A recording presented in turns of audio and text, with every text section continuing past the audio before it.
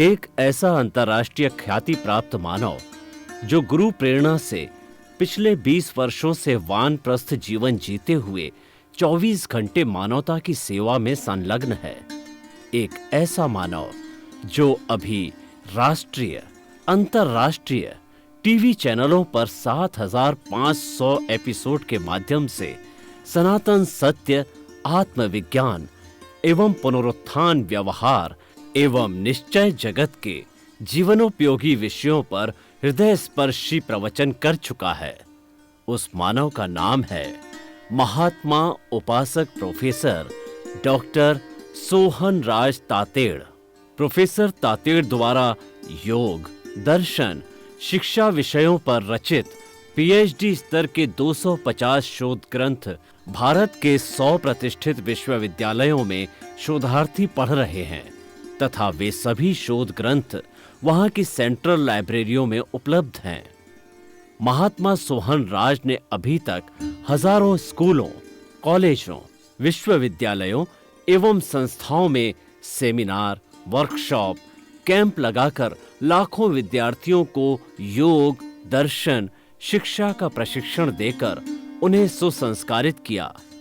Doctor Tated ने भारतीय संस्कृति उत्थान के 4,000 से अधिक समसामयिक विषयों पर आर्टिकल लिखकर ऑनलाइन जर्नल, पत्रिकाओं, वेबसाइट्स पर प्रकाशित किया, जिसका उपयोग लाखों पाठक कर रहे हैं। उपासक तातेड़ के 5,000 से अधिक आज का सुविचार, आज का शुभ संदेश, आज का मंगल भावना योग आदि चिंतन websites, Twitter, blogger, Facebook, YouTube माध्यमों से लाखों लोग अपना जीवन निर्माण कर रहे हैं। मानवता के मसीहा ऐसे महामानव महात्मा सोहन राज तातेड़ के प्रोफाइल को अभी तक विश्व के 20 लाख दर्शक यूट्यूब पर, 12 लाख गूगल पर एवं लाखों दर्शक फेसबुक, ब्लॉगर, ट्विटर और इंस्टाग्राम पर देख चुके हैं।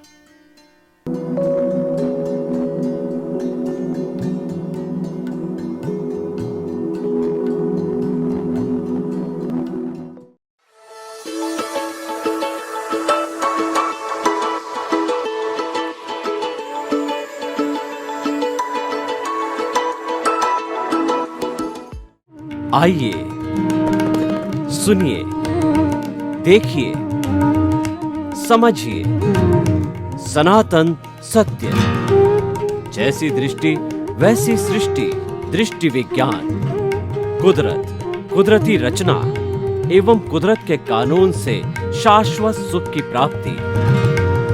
जोधपुर के परम पूज्य महात्मा उपासक प्रोफेसर डॉक्टर सोहन राज तातेड़ के निर्देशन में सनातन सत्य, जैसी दृष्टि वैसी सृष्टि, दृष्टि विज्ञान। भाइयों और बहनों, मातृशक्ति को नमन। स्टूडियो में स्वामी कमलेश्वर जी साक्षात विराजमान है और ज्ञान रश्मियां निकाल रहे हैं। सूर्य से जो रश्मियां निकलती है वो पूरे ब्रह्मांड को प्रकाशित करती है। सूर्य ज्ञान का प्रतीक है, दीपक ज्ञान का प्रतीक है, ज्ञानी पुरुष ज्ञान का प्रतीक है, क्योंकि ज्ञान उसके हृदय में रहता है। उसका ज्ञान दर्शन खुला होता है, वो अनुभव आधारित बातें बोलता है, तब आनंद आता है, तब वो चीज सहज होती है, हृदयंगम होती है। तो समस्त श्रोताओं की तरफ से स्वामी जी आपका बहुत बहुत धन्यवाद करते के था। जय सच्चिदानंद। जय सच्चिदानंद। स्वामी जी, आपके, मेरे, हम सभी के आराध्य दादा भगवान व्यक्ति का नाम नहीं है, समस्त आत्माओं के भीतर विराजमान मूल स्वरूप के अंदर शुद्ध आत्मा का नाम दादा भगवान है। ये बहुत स्पष्टीकरण कर लिया। फिर भी हमारे दादा भगवान रहे हैं, आराध्य हैं आपके, मेरे। तो ये उनको समर्पित करते हुए उनकी स्मृति करता हूँ। मैं जब दादा भगवान की स्मृति करता हूँ तो मुझे सहज ही जो है वो उनका एक बहुत बोलचाल का सूत्र कहिए या बहुत जो गुजराती का कहिए, मुझे सहज वो दिमाग में आ जाता है। बाबा मंगलदास। और जब मैं इसका स्पष्टीकरण सुनता हूँ तो मुझे सहज ही पूरी दादा फिलोसॉफी इसके अंदर मिल जाती है, साधना का रास्ता भी मिल जाता है। ये उन लोगों के लिए जो साधारण लोग हैं, बेचारे ज्यादा पढ़े लिखे नहीं, वो इतना ही समझ ले तो बहुत बड़ी बात है। तो हूँ बाबा मंगलदास ये क्या है, ये क्यों कहा गया, इसका क्या अर्थ है, और ये तीनों कौन कौन है, एक ही है, तीनों का क्या संबंध है, तीनों मिलकर के क्या करते हैं, आपस में रहते हैं कि अलग रहते हैं, विपरीत है कि पूरक है, कृपया थोड़ा खोल करके बताइए। प्रश्न के लिए धन्यवाद।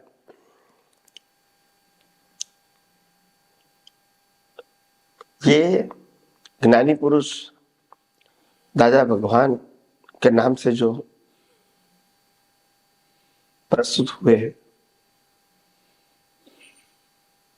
ऐसे महान व्यक्ति ने अपने जीवन में आध्यात्म को सरल भाषा में समझने के लिए मैं, बाबा और मंगलदास ये 3 शब्द दिए।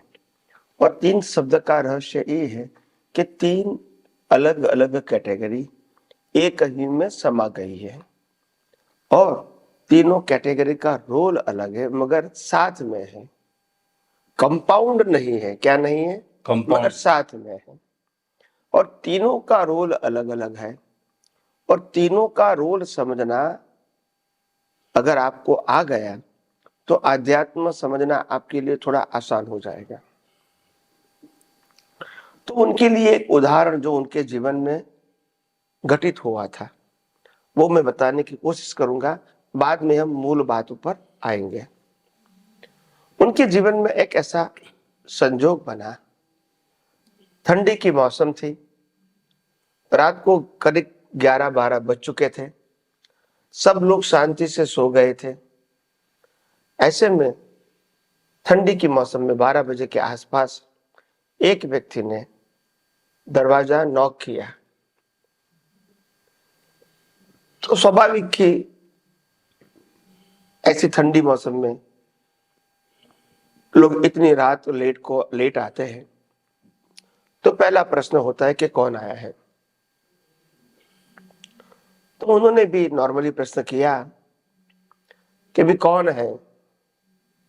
तो उन्होंने कहा मैं हूं। तो बोला मैं का मतलब कौन? सभी लोग मैं बोलते हैं। तो उन्होंने कहा मैं बाबा हूं, यानी साधु हूं, सन्यासी हूं, जो भी कहो। तो उन्होंने कहा बाबा भी तो बहुत है, तो आप कौन से बाबा हो? नाम बताओ। नाम बताओ। तो बोला मेरा नाम मंगलदास है। ऐसे हूं, बाबू और मंगलदास, ऐसी एक स्टोरी बन गई। ये स्टोरी आध्यात्म में काम आती है। हूं का मतलब होता है कॉमन नेम, सब में हूं है आत्मा के रूप में।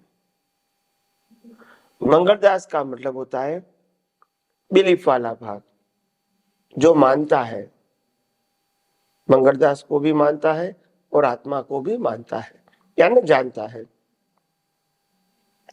और तीसरा मंगलदास, जिसको दुनिया भी देखती है। तो तीनों कैटेगरी अलग बना दिया। तो उस समय उनका कहने का मतलब यह है कि जो मंगलदास है वो तो जीवन जी रहा है, मगर बाबा जो है वो नया जीवन बना रहा है, पुरुषार्थ कर रहा है। पुरुषार्थ कर रहा है। बाबा का मतलब एक क्वालिटी बताई, मंगलदास का मतलब एक मैकेनिकल लाइफ बताई, और मैं का मतलब शुद्ध आत्मा बताया।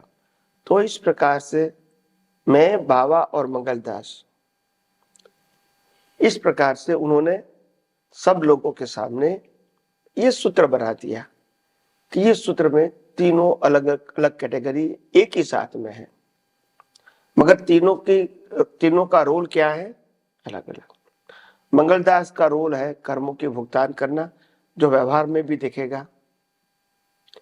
बाबा का रोल है नया सर्जन करना, अपने ज्ञान दर्शन का उपयोग करके नया सर्जन करना, जो बाहर दिखता नहीं है। और मैं का मतलब मेरी हाजिरी में ये सब कुछ हो रहा है। मंगलदास भी मेरी हाजिरी में काम कर रहा है और बाबा भी मेरी हाजिरी। मेरी हाजिरी में काम कर रहा है। वो मैं हूं, वो शुद्धात्मा यानी मेरा मूल स्वरूप है। तो इस प्रकार से तीन स्वरूप को अलग अलग रोल के रूप में बताकर ज्ञानी पुरुष हम सबको एक मैसेज देना चाहते हैं कि एक है फिर भी तीन है और तीनों का कार्य क्षेत्र भी अलग अलग है। ये समझाने के लिए उन्होंने इस प्रकार की भाषा का प्रयोग किया है।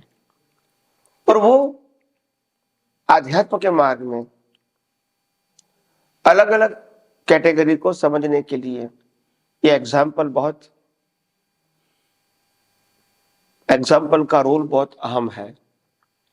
बहुत कम लोग हैं जो बाबा को समझते हैं, क्योंकि बाबा में बहुत सारे लोगों को कंफ्यूजन है।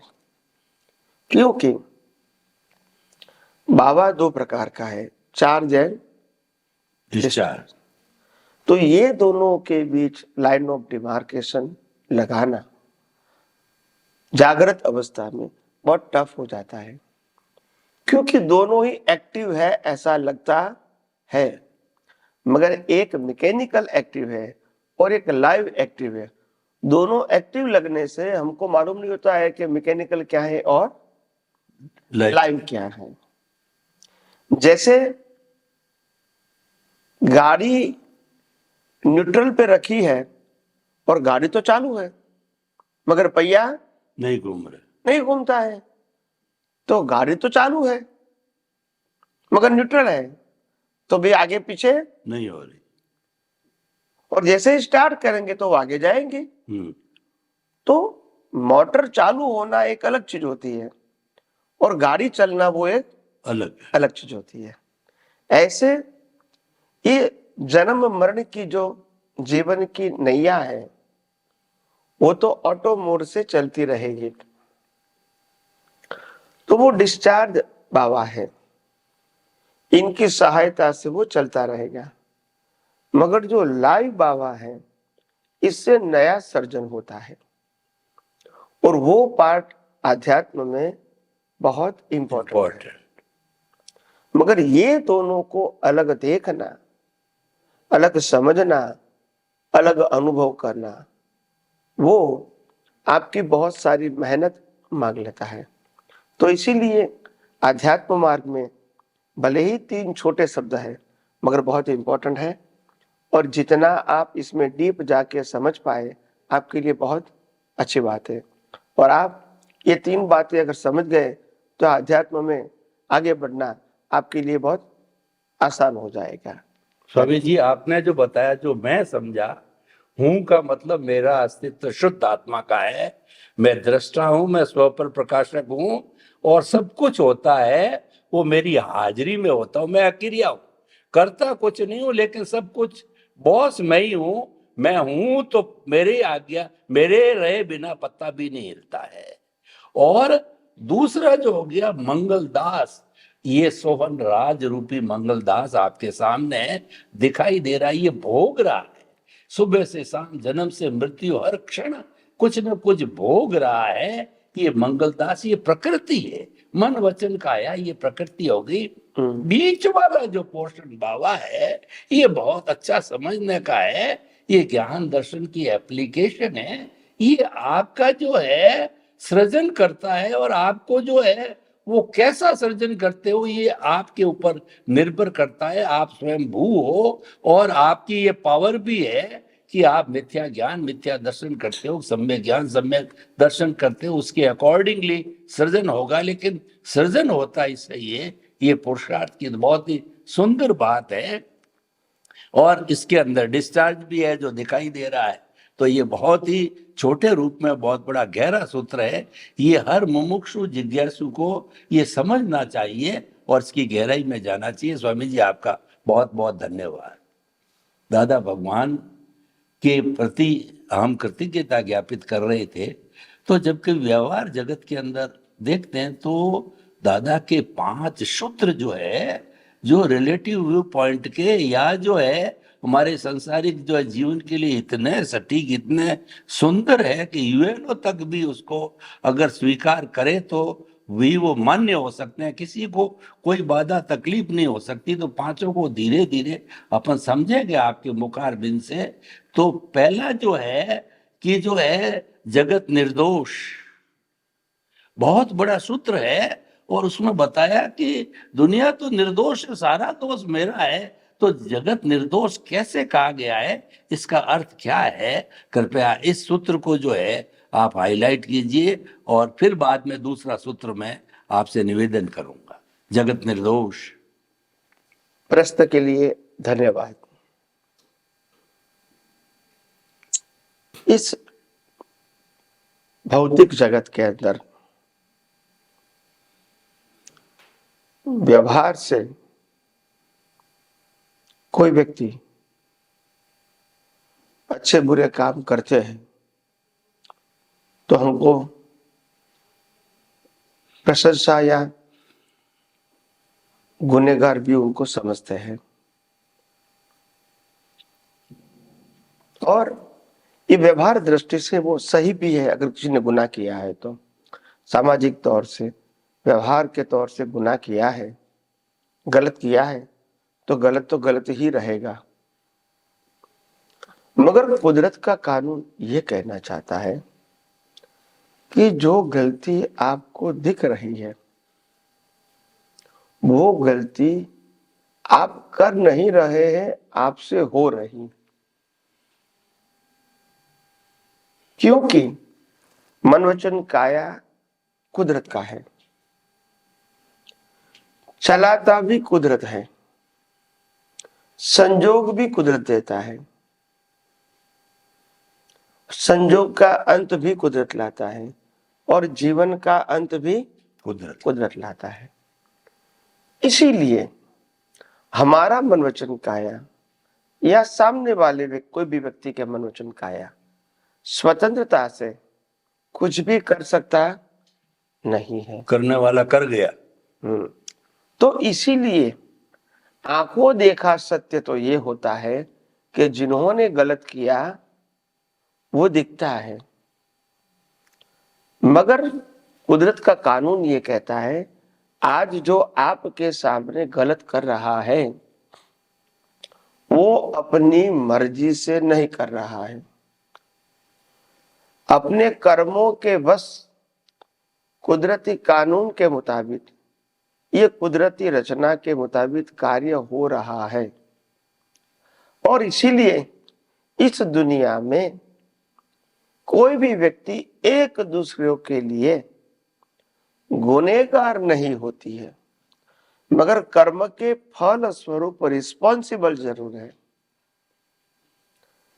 रिस्पॉन्सिबल का मतलब होता है जो कर्म किया है वो कर्म का फल उनको देना ही पड़ेगा, निमित्त के माध्यम से, चाहे वो पुण्य के रूप में है या तो पाप के रूप में। परंतु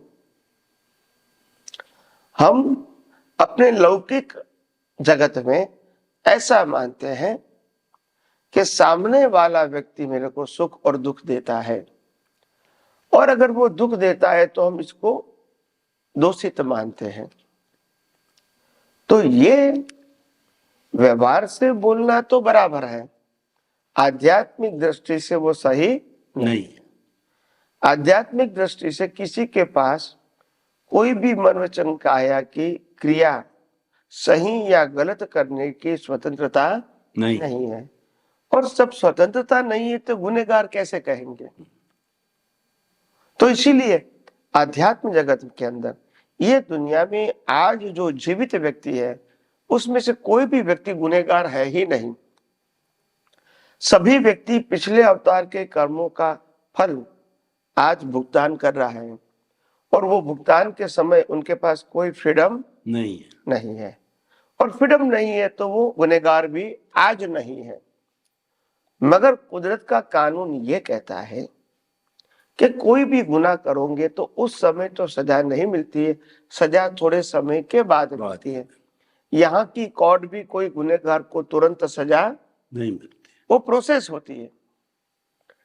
ऐसे यहाँ जैसे प्रोसेस होती है एक ही भाव में, ऐसे यहाँ आध्यात्मिक जगत में कुदरती कानून के अंदर कोई भी कर्म का फल नेक्स्ट बर्थ में ही मिलता है, करंट बर्थ में नहीं। नहीं मिलता है। तो इसीलिए हम जिसको आज गुनहगार मानते हैं वो वास्तव में गुनहगार नहीं है। नहीं है। इसीलिए हमको इस व्यक्ति को निर्दोष देखने के लिए वो व्यक्ति को कुदरती रचना ही देखना पड़ेगा। उनको अगर कर्ता देखोगे तो फिर गुनहगार देखेगा। इसीलिए आमने सामने दोनों व्यक्ति में से एक भी क्रिया के रूप में स्वतंत्र नहीं है। और जहां स्वतंत्रता है वो केवल पुरुषार्थ के रूप में है। वो पुरुषार्थ में वो प्रकृति के साथ जुड़ भी सकता है या प्रकृति से अलग भी रह सकता है। तो यही उनका पुरुषार्थ है।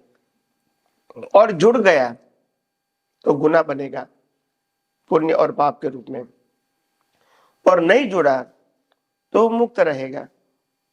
तो यही ऑप्शन हमारे पास है। तो आइए हम और सनातन सत्य की बातें आगे आगे समझने की कोशिश करें। स्वामी जी आपका बहुत बहुत धन्यवाद।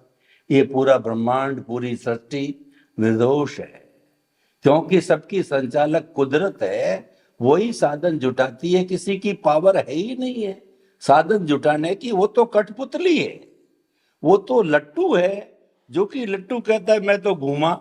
अरे भाई घूमे तो तेरे को घुमाया है, उस डोरे ने घुमाया है, लेकिन वो कहता है, इसीलिए वो स्वतंत्र कोई है ही नहीं है।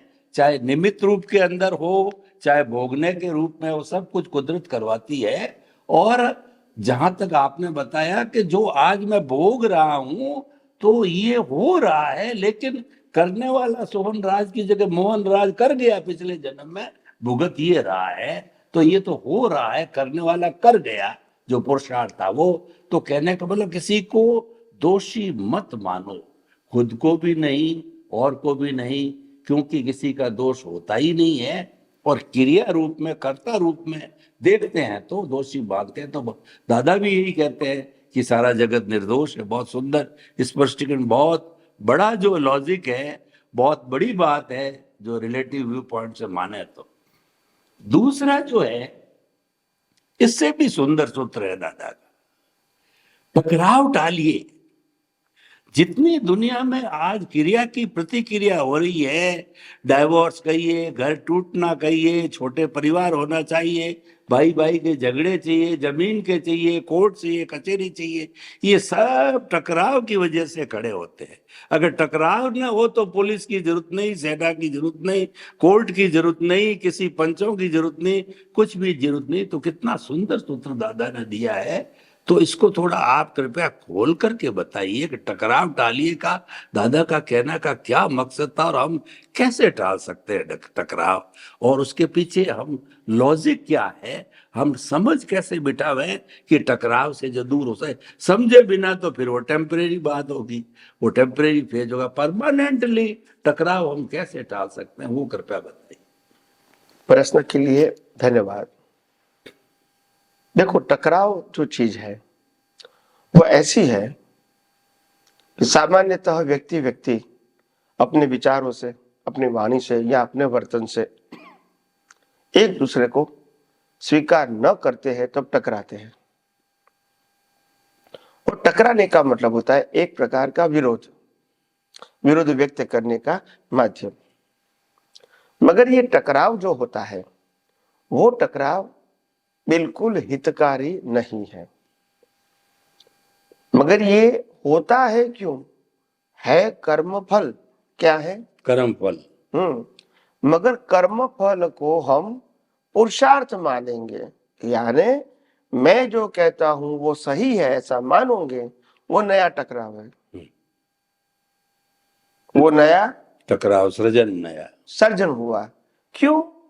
क्योंकि गलती निकल रही है, उसको सही माना तो आपने गलती का बीज डाल दिया, हिसाब पूरा हुआ। तो टकराव टालना है तो बीज को बदलो। क्या बताया? बीज को बदलो। टकराव जो हो रहा है वो भले ही परिणाम है, मगर टकराव को सही मानना वो आपका पुरुषार्थ है, और नेक्स्ट बर्थ में भी आप टकराव नहीं। करेंगे करेंगे करेंगे, क्योंकि आपने सही माना सही माना तो करेंगे कि मैं अपनी दृष्टिकोण से सही हूं, बस। तो टकराव शब्द का मतलब होता है, दो प्रकार से होता है, एक बाह्य टकराव और दूसरा आंतरिक टकराव। तो बाह्य टकराव तो उदय कर्म के अधीन है, फिर भी अगर बाहर नहीं होता है तो अच्छी बात है, दोनों की स्थिति अच्छी रहती है। मगर अंदर टकराव नहीं होना चाहिए, बहुत जरूरी है।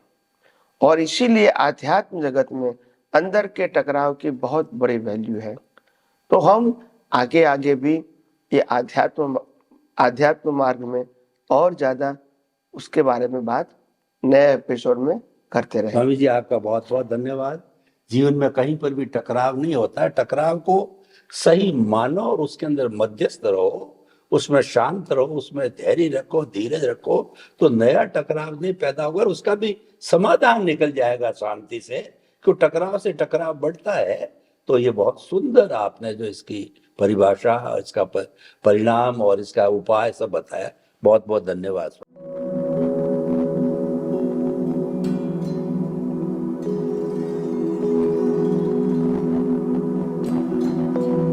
एक ऐसा अंतर्राष्ट्रीय ख्याति प्राप्त मानव जो गुरु प्रेरणा से पिछले 20 वर्षों से वानप्रस्थ जीवन जीते हुए 24 घंटे मानवता की सेवा में संलग्न है।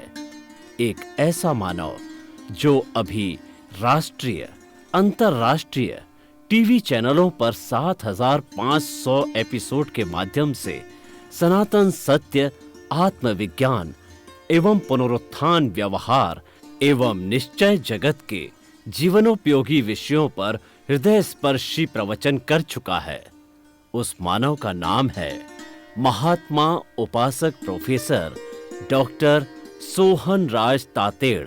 प्रोफेसर तातेड़ द्वारा योग, दर्शन, शिक्षा विषयों पर रचित पीएचडी स्तर के 250 शोध ग्रंथ भारत के 100 प्रतिष्ठित विश्वविद्यालयों में शोधार्थी पढ़ रहे हैं तथा वे सभी शोध ग्रंथ वहां की सेंट्रल लाइब्रेरियों में उपलब्ध हैं।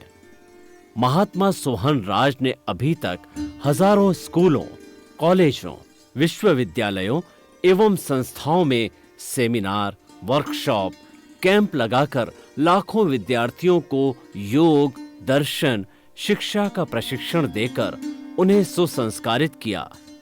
डॉक्टर तातेड़ ने भारतीय संस्कृति उत्थान के 4000 से अधिक समसामयिक विषयों पर आर्टिकल लिखकर ऑनलाइन जर्नल, पत्रिकाओं, वेबसाइट्स पर प्रकाशित किया, जिसका उपयोग लाखों पाठक कर रहे हैं। उपासक तातेड़ के 5000 से अधिक आज का सुविचार, आज का शुभ संदेश, आज का मंगल भावना योग आदि चिंतन websites, Twitter, blogger, Facebook, YouTube माध्यमों से लाखों लोग अपना जीवन निर्माण कर रहे हैं। मानवता के मसीहा ऐसे महामानव महात्मा सोहन राज तातेड़ के प्रोफाइल को अभी तक विश्व के 20 लाख दर्शक यूट्यूब पर, 12 लाख गूगल पर एवं लाखों दर्शक फेसबुक, ब्लॉगर, ट्विटर और इंस्टाग्राम पर देख चुके हैं।